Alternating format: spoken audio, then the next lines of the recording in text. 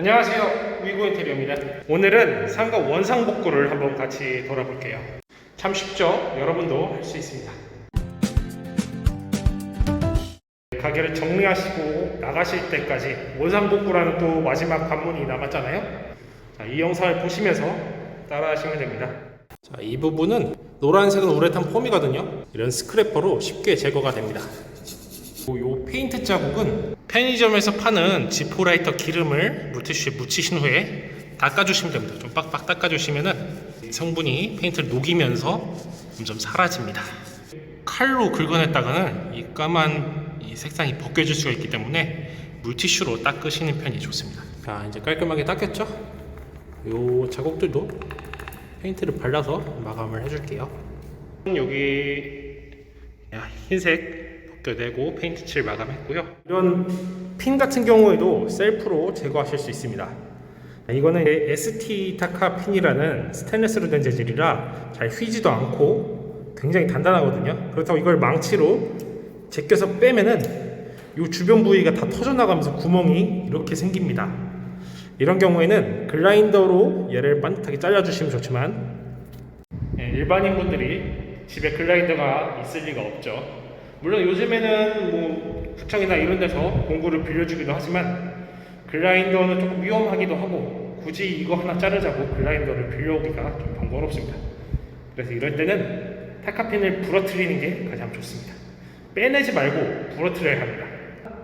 망치나 단단한 것으로 얘를 때려주세요. 이쪽 밑으로 휘었죠? 이번에는 반대로 때려주세요. 이거를 반복합니다. 자, 몇 번 반복하시면 이렇게 타카핀이 부러진 거예요. 단단하다 보니까 이게 휘지 않고 부러지게 됩니다. 반대로 쳤다가 다시 반대로 치고 반대로 치고 이거를 반복하시면은 깔끔하게 부러집니다. 자, 튀어나온 타카를 전부 제거한 후에는 이 스크래퍼, 다이소에서 5,000원 파는 제품도 괜찮아요. 이런 걸로 면을 대고 실리콘이나 퍼티 자국들을 이렇게 긁어줍니다. 자, 다음은 이 에폭시 바닥에 붙은 자국들을 없애보겠습니다. 이런 거는 실리콘 자국들이에요. 이 스크래퍼로 긁어내실 때 주의하실 점이 칼날에 에폭시 바닥이 상할 수가 있습니다. 그래서 힘 조절과 이렇게 각도 조절을 잘 하셔서 살살 긁어주셔야 됩니다.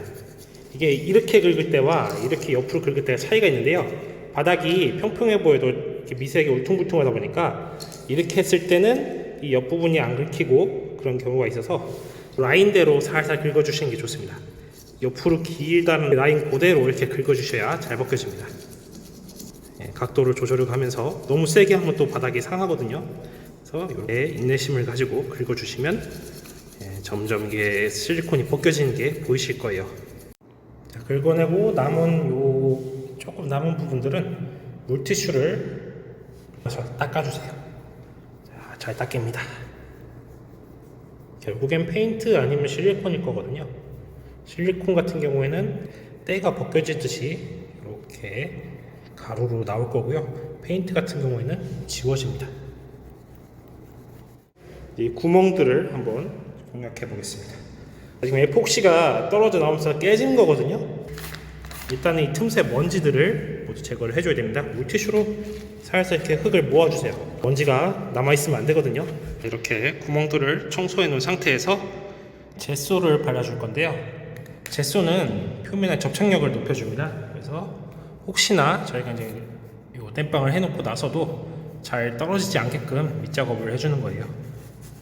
젯소는 접착력이 강하다 보니까 굳고 나면은 잘 안 지워져요. 그래서 옆에 묻은 부위들은 바로바로 닦아주셔야 합니다. 아까 타카 제거한 부분들도 마찬가지로 젯소를 발라주시면 좋습니다. 그냥 퍼티만 잡아도 웬만하면 떨어지진 않을 텐데 혹시나 조금이라도 꼼꼼하게 해드리려고 발라드리는 거예요.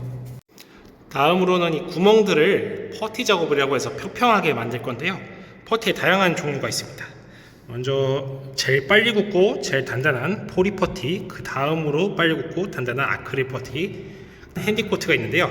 사이즈는 한 이 정도 사이즈나 더 작은 것도 괜찮아요. 많이 들어가는 부분은 아니라 일단은 비교를 해드리자면 요거는 이 경화제를 섞어서 쓰는 건데 굉장히 빨리 굳고 너무 단단하게 굳어서 사포질 할 때 손으로 하시기는 좀 힘드실 거예요. 기계가 있으셔야 되고, 요것도 손으로 밀기는 일반인들분들은 어려우실 거예요. 굉장히 딱딱하게 굳기 때문에 이것도 패스하고, 보통은 이제 소비자분들은 일반적인 내부용 핸디코트를 사용하시면은 사포로 잘 갈라집니다.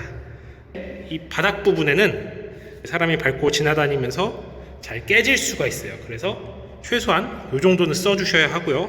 벽면 같은 경우에는 아크릴 퍼트를 먼저 발라주고 마지막에 핸디코트를 덧발라서 사포질을 하는 경우도 있습니다. 일단 저는 이 포리퍼티를 경화제랑 섞어서 이렇게 비벼줄 거예요. 이 퍼티를 바닥에다 잘 발라주시면 됩니다. 포리퍼티를 다 사용하신 후에는 이 경화제랑 같이 이렇게 테이프를 붙여주시는 게 다음에 사용하시기 편합니다. 이렇게 안 해놓으면은 분명히 경화제든 주제든 하나는 잊어버리게 되거든요. 꼭 이렇게 보관을 해두시면 됩니다. 아크릴 퍼티입니다. 보통은 물을 타서 반죽을 만들어서 작업을 하실 텐데, 일반인 분들은 반죽을 만드는 것 자체가 기술이기 때문에 잘 못하시겠으면 그냥 이렇게 바르셔도 됩니다. 이 아크릴 퍼티를 틈새에 묻히고 채워 넣은 후에 이렇게 쓱 문질러 주시면 평평하게 퍼티가 들어갑니다. 각도를 이렇게 낮출수록 좀 더 전체적으로 평평해지고요. 얘를 세울수록 많이 긁히게 됩니다. 그래서 요걸 조절을 해가면서 틈새를 평평하게 퍼티로 잡아주는 겁니다. 이렇게 묻히고 긁으시면 됩니다. 각도를 얼마나 눕히냐 세우냐에 따라서 퍼티가 넓게 퍼지면서 자연스럽게 들어가게 되거든요. 이렇게 퍼티를 잡아 넣은 상태입니다. 이 타이밍에 밥 먹고 오시면 됩니다. 약간 1시간 정도면은 아크릴 퍼티는 충분히 마르거든요. 손으로 만졌을 때 묻어나는 것이 없고 표면이 단단하면 잘 마른 겁니다. 이 상태에서 사포 120방에서 한 100방 사이로 문질러 주세요. 오늘 벽면과 퍼티 단차가 없도록 테두리들을 잘 갈아주시는 게 중요합니다. 충분히 듬뿍 페인트를 발라주시면은 자 이렇게 잘 칠이 됩니다. 페인트를 넓게 펴바른다는 느낌으로 발라주시면 됩니다. 원래 이렇게 가벽 라인이 3줄이 있었죠? 이렇게 원상복구 작업이 마무리됐습니다. 원상복구 작업이란 것이 건물주님과 협의하셔야 할 사항이거든요. 어느 정도 선까지, 어느 정도 퀄리티까지 원상복구를 해주고 나가느냐는 이제 건물주님들과 잘 소통을 하셔서 결정을 하시고요. 저희는 원상복구 의뢰만은 받지 않고 있습니다. 저희는 상가 전체 공사 전문인 위고 인테리어고요. 지금 이 현장 같은 경우에는 예전에 저에게 인테리어 의뢰를 주셨던 소비자분이신데 도와달라고 하셔서 작업을 해드리는 것이지 따로 원상복구 해주세요 하고 의뢰를 받지는 않고 있습니다. 자영업자 여러분 모두 힘내시고 고생하셨습니다.